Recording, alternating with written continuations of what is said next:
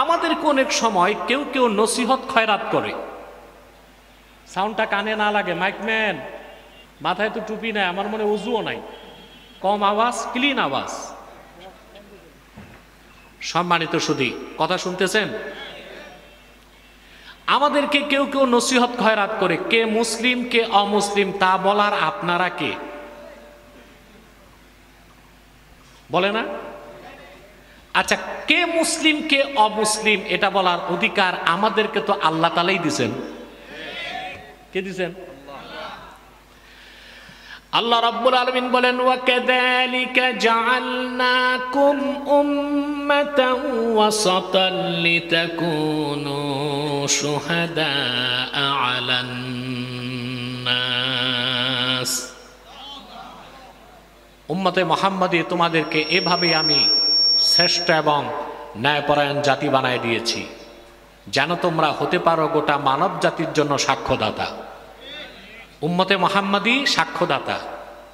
উম্মতে মুহাম্মাদি সবাই একমত হয়ে যদি কোনো গোষ্ঠীকে কাফের বলে, আল্লাহ তাদেরকে কাফের বলেন। উম্মতে মুহাম্মাদি সবাই গোটা উম্মত এক হয়ে যদি কোনো গোষ্ঠীকে অমুসলিম বলে, আল্লাহর সিদ্ধান্ত সে কি? অমুসলিম। উম্মতে মুহাম্মাদি হচ্ছে সাক্ষ্যদাতা। আমরা কি? সাক্ষ্যদাতা। সুবহানাল্লাহ বলেন। তাহলে ইসলামের শুরু হচ্ছে ঈমান। শুরু কি? আগে ঈমান তারপরে ইসলাম, আগে ঈমান তারপরে ইসলাম। সুবহানাল্লাহ বলেন। ঈমান নাই, আপনি ইসলামের বিধানগুলো মানতেছেন, দাড়ি টুপি জুব্বা কুর্তা নামাজ জিকির ফিকির তসবিহ তাহলিল সব করতেছেন, কিন্তু ঈমান নাই, আপনি মুসলিম হতে পারবেন না। আল্লাহ রাব্বুল আলামিন বলেন, ওয়া মান ইয়াবতাগি গায়রাল ইসলামি দীনান ফালান ইউকবালা মিনহু ওয়া হুয়া ফিল আখিরাতি মিনাল খাসিরিন। আর যে হতভাগা মুহাম্মদ সাল্লাল্লাহু আলাইহি ওয়াসাল্লামের রিসালাতকে বিশ্বাস করলো না, ইসলামকে গ্রহণ করলো না, দিন হিসেবে মানলো না, তার নামাজ, তার রোজা, তার হজ, তার যাকাত কোন একটা ইবাদত আল্লাহর কাছে গৃহীত হবে না, বরং কাল কিয়ামতের দিন সে ক্ষতিগ্রস্তদের কাতারেই শামিল হয়ে যাবে।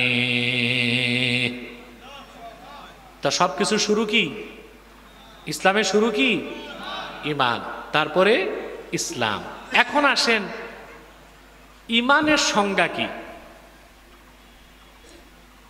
এক কথায় যদি আমি বলি ঈমানের সংজ্ঞা কি, এক কথায় ঈমানের সংজ্ঞা হচ্ছে, আল্লাহর হাবিব ইমাম আজম আবু হানিফা সংজ্ঞা দিয়েছেন রাহমাতুল্লাহি আলাইহি।